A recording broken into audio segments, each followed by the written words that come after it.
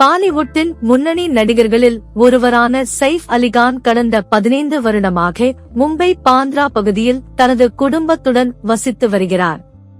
இந்த சூழலில் சமீபத்தில் அவர் வீட்டிற்குள் மர்ம நபர் ஒருவர் கொள்ளையடிப்பதற்காக புகுந்துள்ளார்.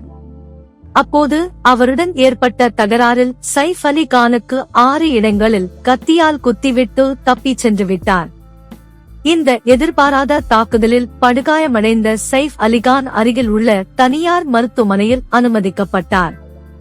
அவருக்கு முதுகு தண்டுவடத்தின் அருகே ஒரு கத்திக்குத்து ஆழமாக இறங்கியதால் அறுவை சிகிச்சை மேற்கொள்ளப்பட்டு தீவிர சிகிச்சை பிரிவில் இருந்தார். பின்பு அபாய கட்டத்தை தாண்டி சிகிச்சை பெற்று வந்த அவர் சமீபத்தில் டிஸ்சார்ஜ் ஆனார். இந்த சம்பவம் தொடர்பாக சைஃப் அலிகானை குத்திய நபரை போலீசார் கைது செய்தனர். இந்த சம்பவத்தின் போது கத்திக்குத்து வாங்கிய சைஃப் அலிகானை மருத்துவமனைக்கு அழைத்து செல்ல அவரது வீட்டு பணிப்பெண்கள் முயன்றனர். ஆனால் அப்போது டிரைவர் இல்லாததால் அவர் வீட்டருகில் இருந்த ஆட்டோ ரிக்ஷாவில் அவரை மருத்துவமனைக்கு அழைத்து சென்றனர். இந்த auto rickshaw driver Bhajan Singh ராணாவை தற்போது சைஃப் அலி கான் நேரில் சந்தித்து நன்றி தெரிவித்துள்ளார்.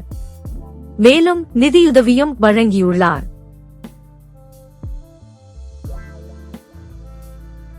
கடந்த 13ஆம் தேதி உத்தரப்பிரதேசத்தில் 12 ஆண்டுகளுக்கு பிறகு மகா கும்பமேளா பிரமாண்டமாக தொடங்கி நடைபெற்று வருகிறது.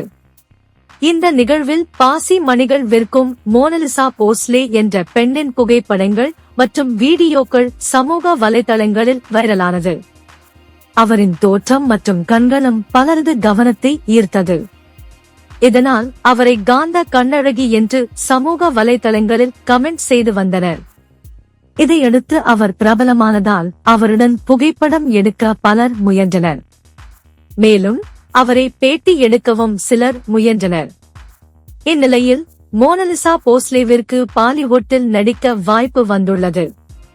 அவரது தோற்றத்தை பார்த்த பாலிவுட் இயக்குனர் சனோஜ் மிஸ்ரா தனது புது படத்தில் அவரை நடிக்க வைக்க ஆசைப்படுவதாகவும் அதற்காக அவரை அழைக்க உள்ளதாகவும் கூறப்படுகிறது. இயக்குனர் Sanoj Mishra The Diary of West Bengal, Ram Ki Janmabhoomi உள்ளிட்ட சில படங்களை இயக்கி ரசிகர்களின் கவனத்தை பெற்றிருந்தார் என்பது குறிப்பிடத்தக்கது.